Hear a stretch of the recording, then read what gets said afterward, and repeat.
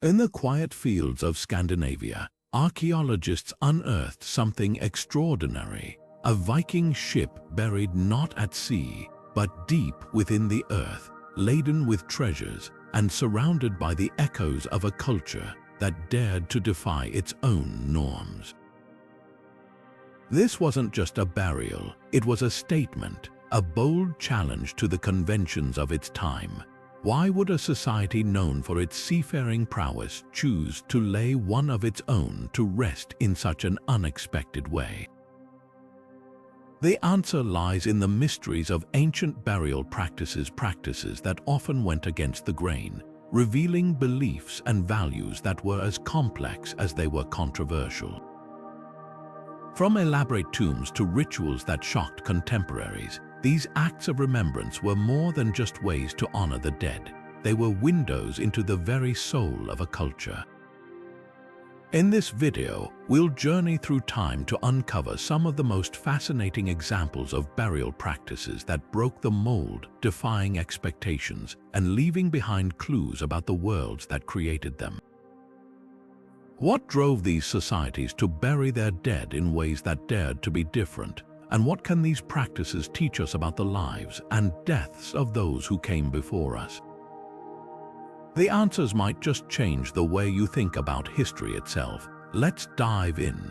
Picture this, a Viking chieftain laid to rest not in a simple grave, but aboard a magnificent ship surrounded by weapons, treasures, and even the remains of sacrificed animals. This wasn't just a burial, it was a statement. The Vikings believed that death wasn't an end but a journey, and what better way to prepare for the afterlife than with a vessel that could carry them to the realms of the gods. These ship burials found across Scandinavia were a stark contrast to the modest graves of other cultures at the time. They spoke of a people who revered adventure, honor, and the idea that life and death should be grand. Take the Oseberg and Gokstad ship burials, for example. Discovered in Norway, these sites are masterpieces of both archaeology and artistry. The Oseberg ship, with its intricate carvings and preserved artifacts, offers a glimpse into the Vikings' world, not just their craftsmanship but their beliefs. The ship itself wasn't just a tomb, it was a symbol of power, a floating monument that ensured the deceased would sail into eternity with dignity. Similarly, the Gokstad ship, larger and more robust, reflected the status of the warrior buried within. These burials weren't just about honoring the dead, they were about celebrating a way of life. What's fascinating is how these practices challenge our modern assumptions about burial customs. While many cultures focused on simplicity or returning the body to the earth, the Vikings went in the opposite direction. Their ship burials were elaborate, almost theatrical, designed to impress both the living and the gods. And they weren't alone in their defiance of norms. Across the globe, other cultures developed their own unique ways of honoring the dead, each with its own symbolism and purpose. But the Vikings' ship burials remain some of the most striking examples of how death can be a celebration rather than an ending.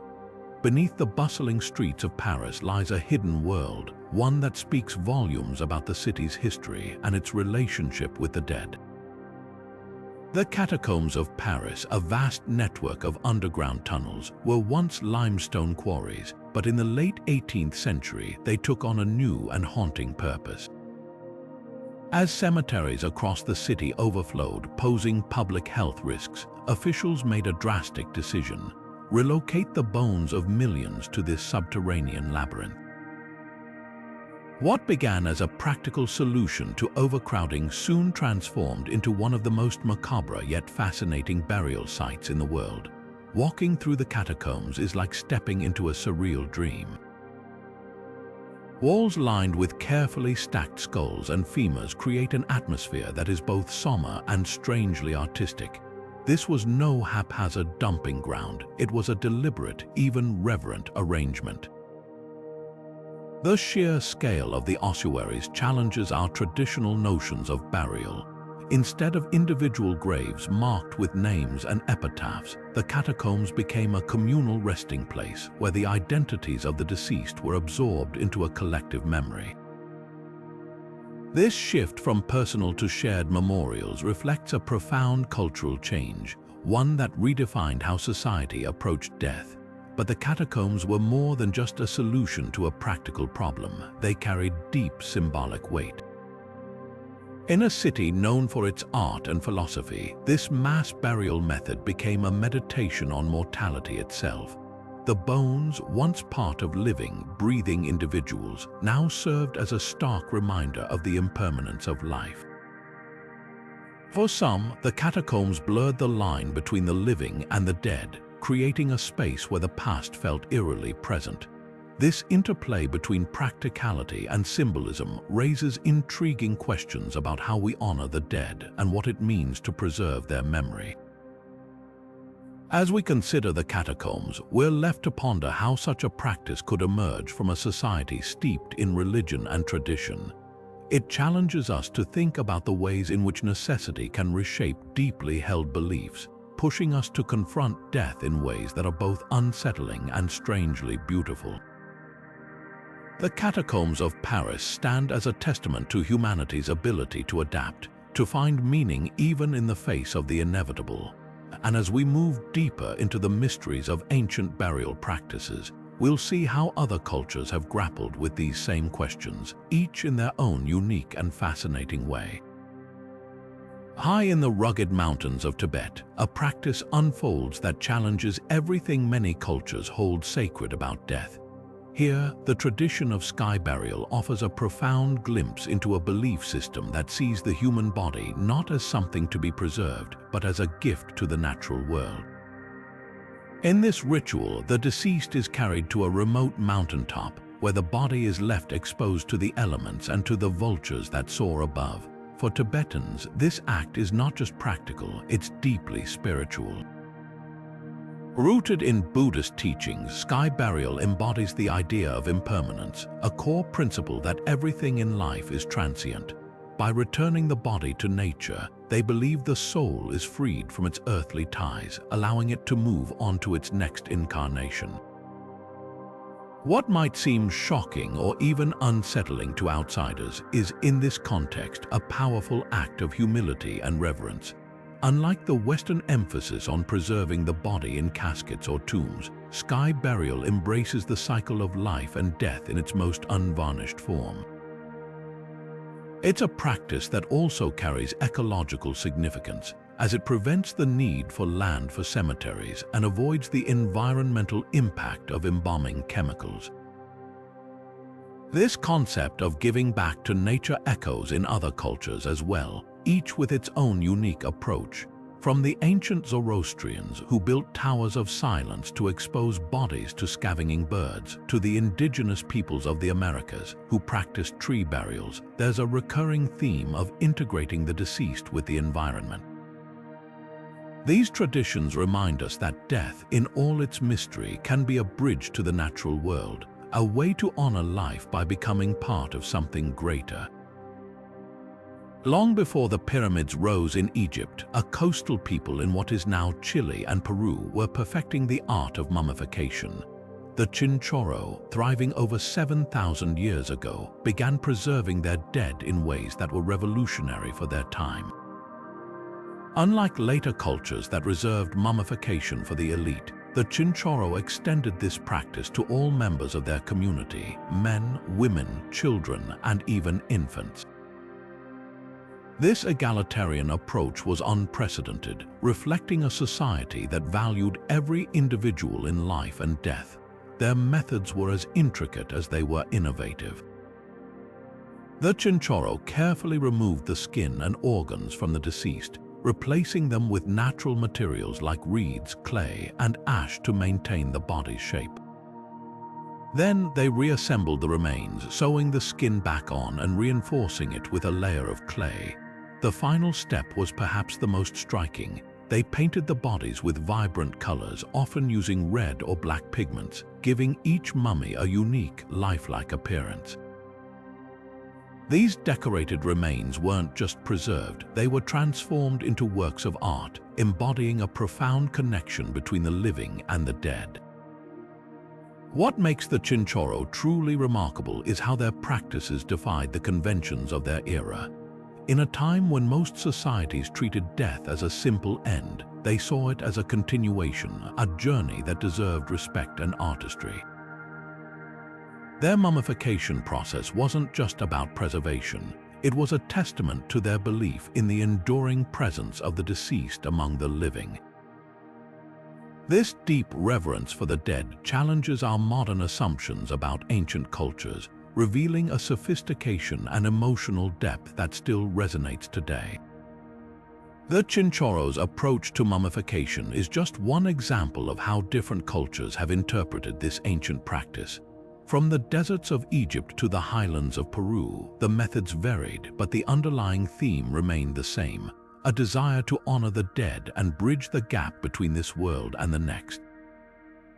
And as we explore these diverse traditions, we uncover not just the customs of the past, but the shared humanity that connects us all.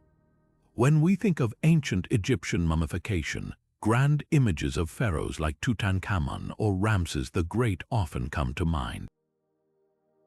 But here's something that might surprise you. Mummification wasn't exclusive to the elite. Ordinary Egyptians also took part in this practice, though in ways that reflected their simpler lives and resources. Where pharaohs were buried with gold, jewels, and intricate artifacts, commoners were often laid to rest with everyday items: tools, pottery, even personal trinkets. These objects weren't just sentimental. They were believed to be essential for the afterlife, a core tenet of Egyptian spirituality. The Egyptians saw death not as an end but as a gateway to another existence, and mummification was the key to preserving the body for this eternal journey. What's fascinating is how this practice reveals a level of equality in death that contrasts sharply with the rigid hierarchies of Egyptian society. While pharaohs had sprawling tombs filled with treasures, even a humble farmer could hope for a dignified passage to the afterlife. This universality of belief underscores how deeply ingrained the concept of an afterlife was in their culture. But as we move from the Nile to other parts of the ancient world, we encounter burial practices that were far more extreme, rituals that involved not just objects but human sacrifice. These practices, though shocking to us today, were rooted in their own complex beliefs about death and what lay beyond. One of the most striking examples of ancient burial practices that challenge modern sensibilities comes from ancient China, where the elite were often buried with servants, concubines, and even craftsmen to accompany them into the afterlife. This practice, known as sacrificial burial, was deeply rooted in the belief that the deceased would continue to need assistance and companionship in the world beyond. For the emperors and nobility, it was not just a matter of practicality but a profound display of power, loyalty, and devotion. Those who were buried with their masters were seen as fulfilling the ultimate act of service, a duty that transcended life itself. The scale of these sacrifices becomes evident when examining sites like the tomb of Qin Shi Huang, China's first emperor. While his Terracotta Army is one of the most famous archaeological discoveries in the world, it's believed that the emperor's actual tomb may contain the remains of countless individuals buried alongside him. These were not merely symbolic gestures but real people, artisans, soldiers, and attendants whose lives were cut short to ensure the emperor's comfort and status in the afterlife. While it's easy to view these practices through a modern lens as brutal or inhumane, they were considered honorable acts in their time. For those who were sacrificed, it was a mark of loyalty and dedication to their ruler, a way to secure their place in the annals of history. For the elite, it was a statement of their unshakable authority, even in death. This practice wasn't unique to China, as other cultures around the world also used burial rituals to display power and reinforce social hierarchies. From the pyramids of Egypt to the mound tombs of the Americas, the way societies honored their dead often reflected their values, beliefs, and the status of the deceased. These rituals remind us that in the ancient world, death was never just an end. It was a stage where power, loyalty, and legacy were performed on a grand scale. Found in the cold, damp peat bogs of northern Europe, the so-called bog bodies are among the most haunting and enigmatic discoveries in archaeology. These remarkably preserved remains, some dating back over 2,000 years, offer an extraordinary glimpse into a past where the line between life and death was blurred by ritual and violence. But how did these bodies survive for millennia, and what do they tell us about the people who left them there? The secret lies in the unique environment of the peat bogs.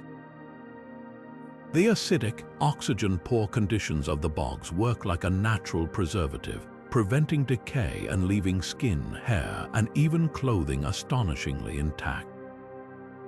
But these weren't ordinary burials. Many of the bog bodies show signs of violent deaths, ligature marks, stab wounds, and even evidence of strangulation. Some were found with ropes still tied around their necks, while others had been pinned down with wooden stakes. These gruesome details hint at something far more sinister than simple burials. Archaeologists believe these deaths may have been ritual sacrifices or punishments, tied to the beliefs and fears of the ancient societies that lived in the region. For these communities, bogs were more than just landscapes. They were sacred, liminal spaces where the boundary between the human world and the realm of the gods or spirits was thin. Offering a life or taking one in such a place may have been seen as a way to appease the supernatural or maintain cosmic order. What's particularly fascinating is the cultural significance of these acts. The bog bodies reveal a society deeply connected to the natural world, where life, death, and the afterlife were intertwined in ways we're still trying to understand. These burials weren't just about the dead. They were about protecting the living from unseen forces, ensuring balance in a world where danger could come from both the physical and the spiritual. And speaking of protection, the idea of safeguarding the living from the dead wasn't unique to the bog bodies.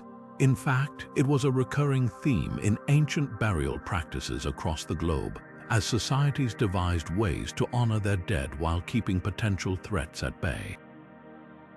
This brings us to another intriguing aspect of ancient funerary customs: burials designed to keep the dead from returning. But that's a story for the next part of our journey. While many ancient burial practices aimed to honor the dead, some were driven by something far darker: fear. One of the most chilling examples of this can be found in the so-called vampire burials discovered across Europe. These burials, often dating back to the Middle Ages, reveal bodies with stakes driven through their chests, stones placed in their mouths, or even their heads severed and placed between their legs. At first glance, these rituals seem extreme, but they were rooted in a very real terror: the belief that the dead could rise from their graves and prey on the living. The practice of staking a body through the heart, for instance, was thought to prevent the deceased from returning as a vampire. Similarly, placing a stone in the mouth was believed to stop the dead from feeding on the living, a horrifying concept that fueled countless legends. These burials weren't just about superstition, they were a desperate attempt to protect communities from what they saw as a genuine threat. The spread of vampire myths across Europe, particularly in regions like Eastern Europe, only deepened these fears, leading to increasingly dramatic and macabre burial rituals. But these practices weren't just about fear, they also tell us a lot about the societies that performed them.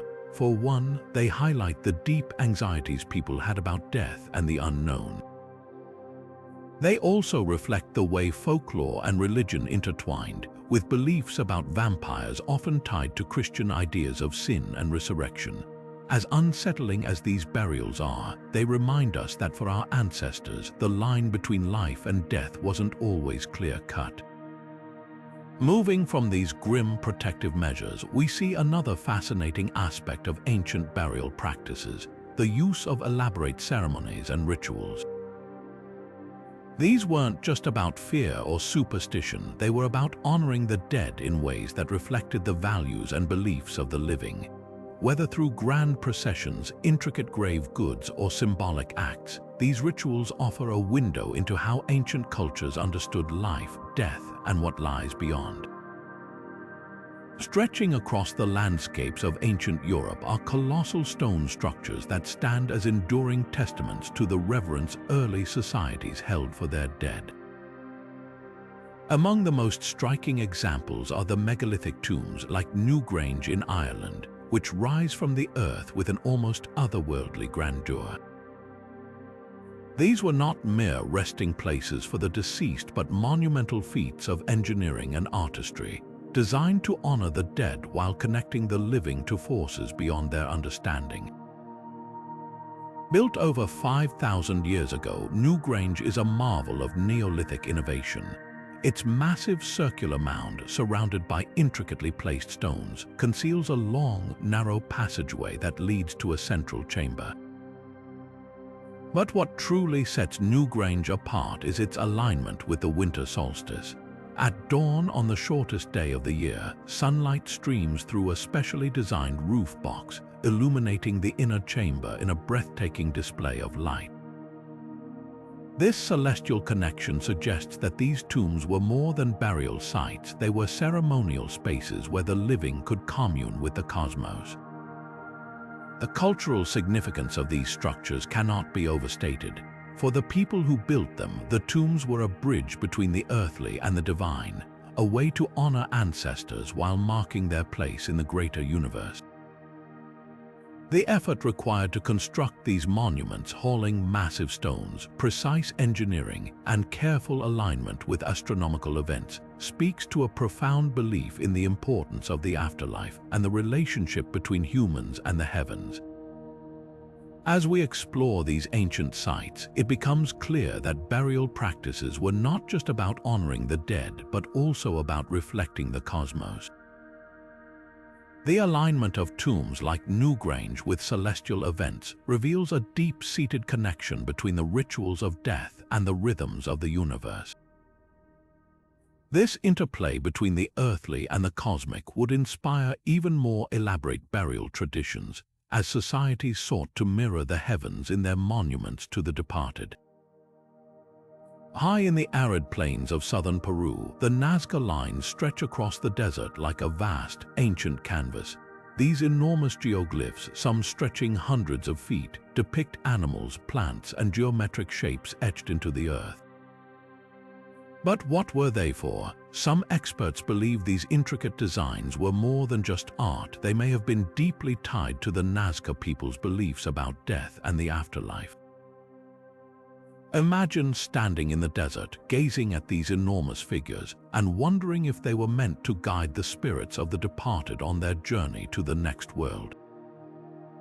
The Nazca Lines could have functioned as pathways, both physical and spiritual, connecting the living with the realm of the dead. Archaeologists have discovered burial sites nearby, suggesting that these geoglyphs may have played a role in funeral rituals. The Nazca people, who thrived between 200 and 600 AD, placed great importance on water and fertility, often linking them to their spiritual practices. It's possible that these lines were part of a larger ceremonial landscape designed to honor the dead and ensure their safe passage, but the mystery doesn't end there. Some researchers propose that the Nazca Lines had a cosmic purpose, aligning with celestial bodies and serving as a map to the heavens. This idea adds another layer to their significance, suggesting they were not just about death but also about connecting with the divine. Whether they were burial markers, celestial maps, or both, the Nazca Lines remind us that ancient cultures saw life, death, and the cosmos as deeply intertwined. This blending of the earthly and the spiritual isn't unique to the Nazca. Across the globe, cultures have used burial practices to bridge the gap between the human and the divine. From the pyramids of Egypt to the mounds of the Hopewell, these ancient sites reveal a universal desire to understand what lies beyond our mortal existence. The Nazca Lines stand as a testament to that enduring quest, a mystery that continues to captivate and inspire. The ancient Zoroastrians approached death in a way that challenges everything we think we know about burial practices. Instead of burying their dead in the earth or cremating them, they constructed towering stone structures known as the Towers of Silence. These circular platforms, often perched on hilltops, served as a final resting place where bodies were left exposed to the elements, specifically to birds of prey. This practice might seem shocking at first, but it was deeply rooted in their religious beliefs. Zoroastrianism places immense value on the purity of the earth, fire, and water. To them, burying a body would pollute the soil, and cremation would defile the sacredness of fire. By allowing vultures and other scavengers to consume the flesh, they believed they were returning the body to nature in the purest way possible. This method wasn't just about practicality, it was a profound spiritual act. The Towers of Silence symbolized the Zoroastrian worldview, where the physical body was seen as a temporary vessel, and the soul's journey after death was of utmost importance. Even today, in some Zoroastrian communities, this tradition continues, though modern challenges like the decline in vulture populations have led to adaptations. It's a striking reminder of how cultural and religious beliefs can shape the way we honor the dead in ways that defy our expectations. Interestingly, this practice also reflects a broader theme in ancient traditions. Burial methods often mirrored societal values and hierarchies. Just as the Zoroastrians used the Towers of Silence to express their reverence for nature's purity, other cultures designed burial rites to reinforce social structures. This idea will lead us to explore how some ancient societies used death and burial to assert power and status, shaping the lives and afterlives of their people. Imagine being laid to rest surrounded by gold, jewels, and an entire entourage of people and possessions meant to accompany you into the afterlife. This wasn't just a fantasy for the Sumerian elite of ancient Ur. Their burial practices were nothing short of extraordinary, showcasing a level of opulence that still astonishes archaeologists today. In the royal tombs of Ur, discovered in modern-day Iraq, the remains of kings and queens were found alongside an astonishing array of treasures. Golden helmets, intricate lyres, and finely crafted jewelry were just the beginning. But it wasn't just objects that filled these tombs. Entire retinues of servants, soldiers, and even musicians were buried alongside their rulers, a practice that speaks volumes about the power and wealth of these ancient leaders.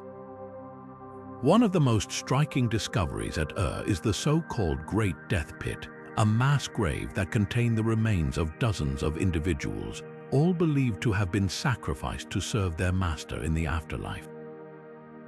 The precision and scale of these burials suggest a highly ritualized process, one that was deeply tied to the Sumerian belief in an afterlife where wealth and status would continue. These tombs weren't just final resting places, they were statements of power designed to immortalize the elite both in this world and the next. But the royal tombs of Ur aren't alone in their grandeur.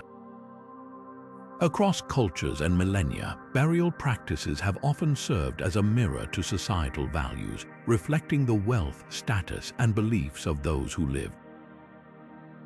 From the pyramids of Egypt to the elaborate mausoleums of China, the desire to leave a lasting legacy has driven humanity to create some of the most breathtaking monuments in history. Each culture, in its own way, used burial practices to proclaim its greatness, ensuring that the memory of its rulers would endure long after their deaths.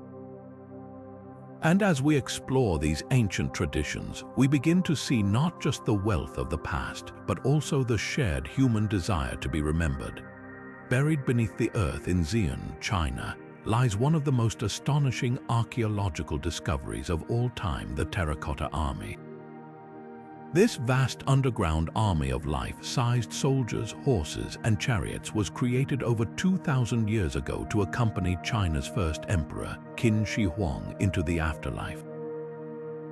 Unlike traditional burial practices of the time, which often focused on simplicity or symbolic offerings, Qin Shi Huang's tomb was a monument to power, protection, and eternity.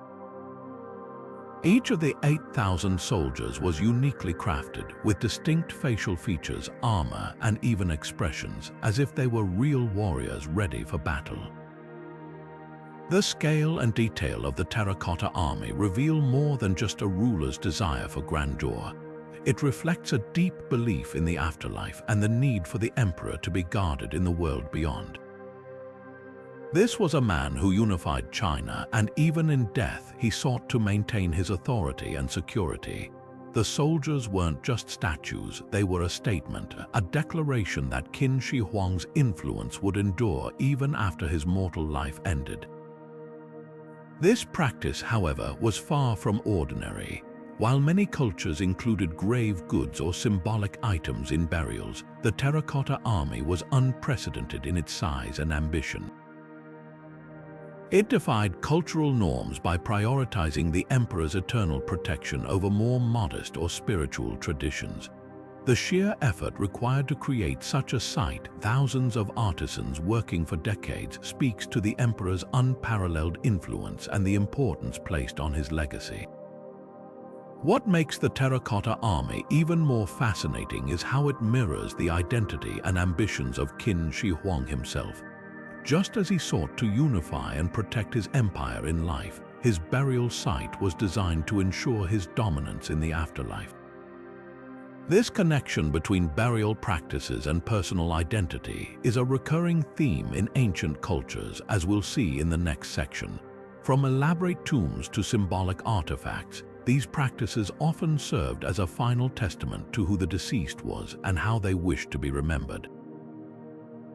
The Maori people of New Zealand hold a profound reverence for their ancestors, a connection that is deeply intertwined with their burial traditions. At the heart of these customs lies the urupā, sacred burial grounds that serve as the final resting place for the departed. Unlike Western cemeteries, urupā are not merely physical spaces but spiritual sanctuaries imbued with tapu, a sacredness that demands respect and care.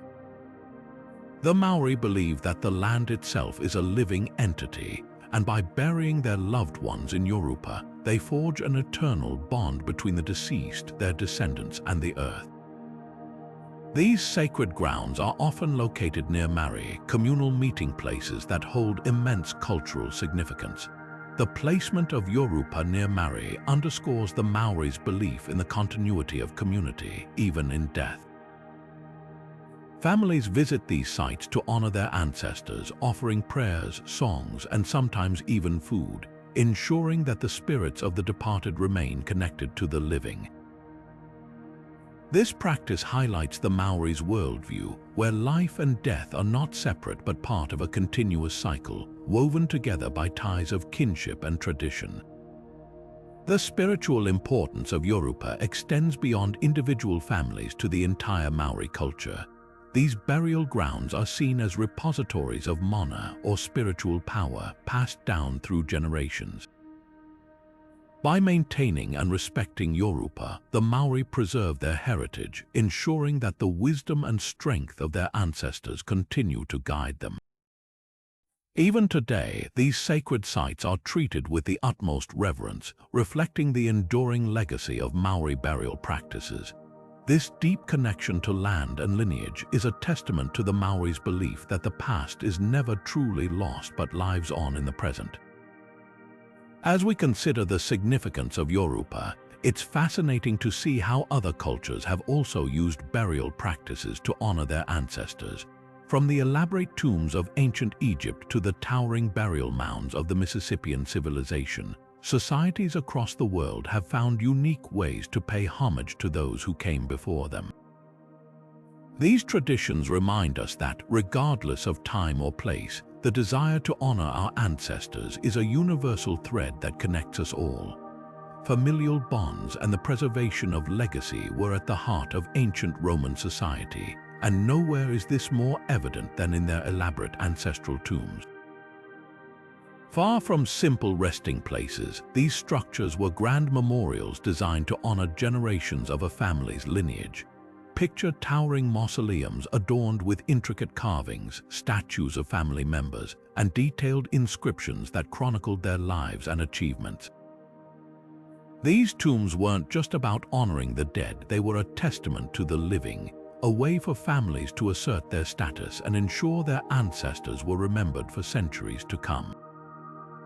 One of the most striking features of these tombs was the use of inscriptions, which often read like biographies, detailing the deceased's public service, military exploits, or even personal virtues.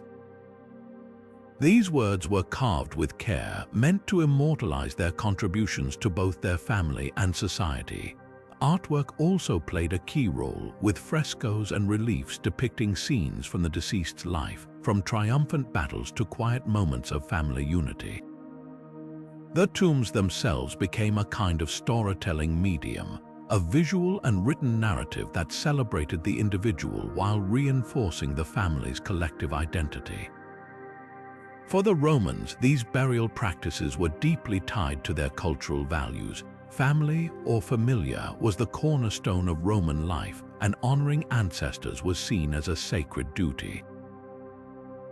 By building such elaborate tombs, families not only paid respect to those who came before them, but also cemented their own place in history. It was a way of saying, "We are here because of them, and our legacy will endure." This emphasis on lineage and memory speaks volumes about how the Romans viewed their place in the world, not just as individuals, but as part of an unbroken chain of tradition. What's fascinating is how these tombs also reflected the achievements of the deceased, turning the act of burial into a form of public recognition. Whether it was a military general honored for his victories or a civic leader celebrated for his contributions to the community, the tombs became monuments to a life well lived. This practice hints at a broader theme in Roman burial customs, the idea that death wasn't an end, but an opportunity to etch one's name into the fabric of history. The Scythians, fierce nomadic warriors who roamed the vast steppes of Central Asia, left behind a legacy that speaks volumes about their reverence for the brave. For these people, a warrior's death wasn't an end but a passage to another realm, and their burial practices were a testament to this belief.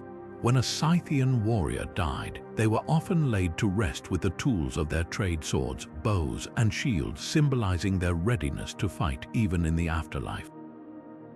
But it didn't stop there. Horses, essential companions in life and war, were sometimes buried alongside them, a powerful statement of their bond and shared journey into the next world.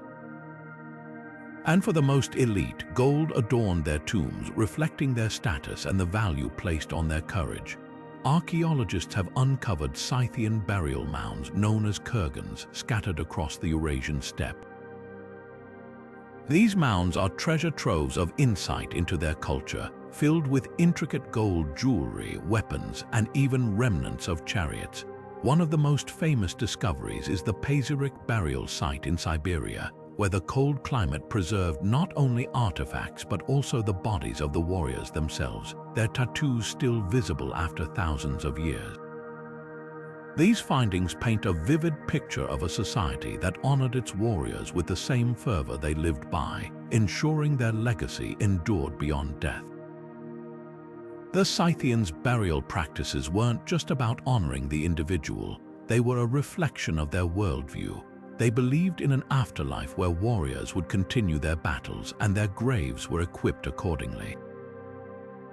This deep connection between life, death, and the spiritual realm highlights the Scythians' profound respect for bravery and their belief in a warrior's eternal role. But the Scythians weren't alone in this tradition. Across cultures and centuries, societies have found unique ways to honor their heroes through burial, each with its own story to tell. When we think of ancient burial practices, caves might not be the first thing that comes to mind. Yet, for the Neanderthals, these natural chambers served as more than just shelters, they were sacred spaces for the dead. Evidence suggests that Neanderthals carefully placed their deceased in caves, often accompanied by tools, animal bones, and even flowers. This discovery was groundbreaking as it challenged long-held assumptions that early humans were too primitive to engage in complex rituals or display emotional depth. The presence of flowers, in particular, offers a poignant glimpse into their world. Traces of pollen found in burial sites suggest that Neanderthals may have laid blooms beside their dead, a gesture that speaks to a sense of mourning and reverence. These burials weren't just about disposing of bodies, they were acts of meaning tied to beliefs about life, death, and perhaps even an afterlife. What makes these practices even more significant is how they force us to rethink our understanding of Neanderthals. Far from being crude or disconnected, they displayed behaviors that reveal their humanity, rituals that honored their dead in ways that feel strikingly familiar to us today. These cave burials weren't just practical, they were deeply cultural, reflecting a society that valued its members enough to create lasting tributes to their lives. As we uncover these ancient practices, we're reminded that the way we bury our dead often says more about who we are than about the deceased themselves. The Neanderthals' elaborate rituals suggest that even tens of thousands of years ago, humans sought to preserve the memory of their loved ones in ways that transcended survival. This realization sets the stage for exploring how later cultures used burial practices to reflect the roles and identities of the departed in their societies. In the ancient Korean kingdoms, the burial practices of royalty were far more than a simple farewell to the deceased. They were grand statements of power, prestige, and enduring legacy.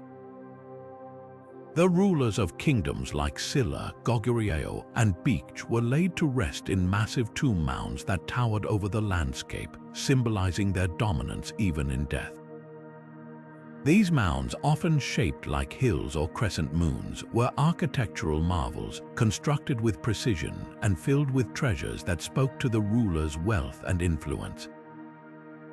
Inside these tombs, archaeologists have uncovered a stunning array of grave goods, from golden crowns adorned with intricate jade ornaments to ceremonial weapons and pottery, each item carefully chosen to reflect the ruler's status and the kingdom's artistry. The sheer scale and opulence of these burials were intentional, designed to reinforce the divine-like authority of the ruling class. For the people of these ancient kingdoms, the tombs were not just resting places but sacred sites that connected the living to the spiritual world. The placement of the tombs often followed geomancy principles, believed to harness cosmic energy and bring prosperity to the kingdom. Even today, these burial sites, like the UNESCO-listed Gyeongju Tombs of Silla, offer a window into the lives and beliefs of ancient Korean royalty, revealing a culture that revered its leaders as both protectors and intermediaries between the earthly and the divine. But the story of royal burials isn't unique to Korea. Across the globe, cultures have used burial practices to reflect and reinforce their social hierarchies. From the pyramids of Egypt to the elaborate tombs of the Maya, these practices reveal how societies honor their leaders and communicate their values across generations. As we explore these traditions, we begin to see a universal truth. The way a culture buries its dead often says as much about the living as it does about those who have passed. Deep in the highlands of South Sulawesi, Indonesia, the Tanah Toraja people have long practiced a burial tradition that speaks to their profound reverence for nature and the cycle of life. For infants who pass away before they begin teething, the community performs what's known as tree burials, a custom that blends sorrow with a deep sense of harmony with the natural world. Rather than placing the child in the ground, their tiny bodies are carefully wrapped in cloth and nestled into hollowed-out spaces within the trunks of living trees. Over time, the tree grows around the infant, enveloping them in its embrace and becoming a living monument to their brief existence. This practice is rooted in the Torajan belief that life, death, and nature are deeply interconnected.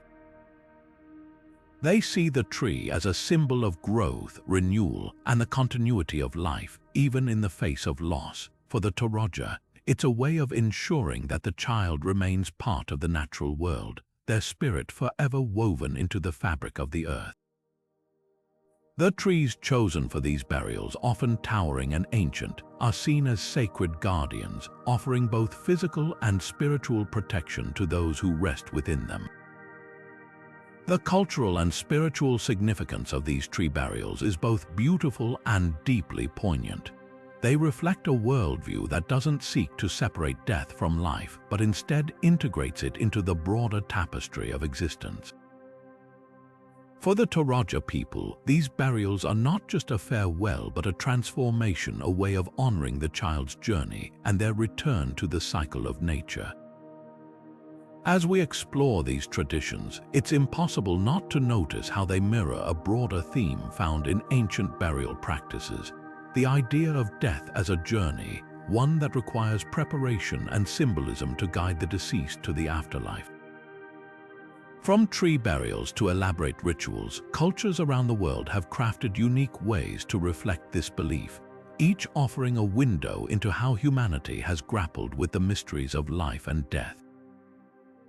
The Anglo-Saxons, renowned for their seafaring prowess, carried their deep connection to the sea even into the afterlife. One of their most striking burial practices involved laying the dead to rest in ships, a tradition that symbolized their reverence for maritime life and their belief in a journey to the next world. These ships, often filled with weapons, treasures, and personal belongings, were more than just vessels for the deceased. They were a testament to the individual's status, achievements, and the community's values. Among the most famous examples of this practice is the Sutton Hoo burial site in England, discovered in the late 1930s. This remarkable archaeological find revealed an entire ship buried beneath a mound, housing an array of artifacts that spoke volumes about Anglo-Saxon culture. Intricately crafted jewelry, ceremonial helmets, and weapons adorned the burial, suggesting the individual was of high rank, possibly a king. The craftsmanship of these items highlights the sophistication of Anglo-Saxon artistry and their belief that such treasures would accompany the deceased into the afterlife. This practice wasn't just about honoring the dead, it was a reflection of their worldview.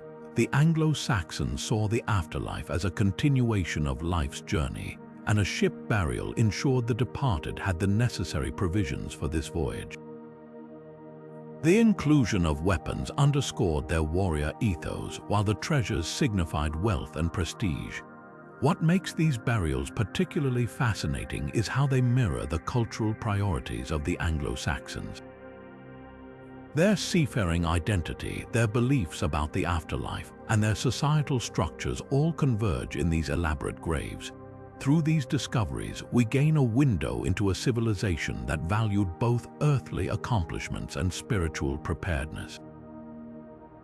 Burial practices, after all, are more than rituals. They are a lens through which we can understand the values and beliefs that shaped ancient societies. Ancient burial practices that defied cultural norms weren't just about honoring the dead, they were profound statements about life, identity, and what it means to be remembered. Today, these practices challenge us to rethink our own traditions. Why do we approach death the way we do? What could we learn from cultures that celebrated death as a transition rather than an end? These ancient rituals remind us that death is deeply personal, and the ways we honor it can be as unique as the lives lived. Take, for example, the ancient Egyptians who believed in preparing for an eternal afterlife. Their elaborate tombs and mummification rituals weren't just about preservation, they were about creating a bridge between worlds. Or consider the sky burials of Tibet, where bodies were returned to nature, symbolizing a cycle of life that continues beyond death. These practices push us to ask, how can we create meaningful rituals that reflect our own values and beliefs? Modern society often treats death as something to avoid discussing, but these ancient traditions invite us to confront it more openly. They show us that death can be a celebration, a transformation, or even a return to nature. What if we took inspiration from these practices to create new ways of honoring our loved ones? Could we find comfort in rituals that feel more personal, more connected to the world around us? As we wrap up our journey through these fascinating burial practices, it's clear that they offer more than historical intrigue. They offer wisdom. They remind us that how we remember the dead is a reflection of how we value life. By looking to the past, we might just find new ways to make peace with the inevitable, crafting traditions that honor both the departed and the living. Throughout history, burial practices have served as a profound window into the beliefs, values, and even the rebellions of ancient cultures. From the elaborate sky burials of Tibet to the enigmatic ship burials of the Vikings, each tradition we've explored has defied norms in ways that still leave us in awe. These practices weren't just about honoring the dead, they were expressions of identity, spirituality, and sometimes even defiance against the expectations of their time. The Chinese Emperor Qin Shi Huang, for instance, built an entire terracotta army to guard him in the afterlife, a gesture that was as much about power as it was about his vision of eternity. And then there were the Paracas people of Peru, who reshaped their skulls to signify status and belonging, crafting a legacy that challenges our modern understanding of death and identity. What's truly remarkable is how these ancient traditions continue to resonate with us today. They remind us that death, though universal, is interpreted in countless ways, each one a reflection of the culture that shaped it. These practices weren't just about the physical act of burial. They were about storytelling, about leaving a mark that would endure long after the individuals themselves were gone. And isn't that something we still seek to do in our own ways, even today? The mystery of these ancient burial practices invites us to ponder the connections between past and present.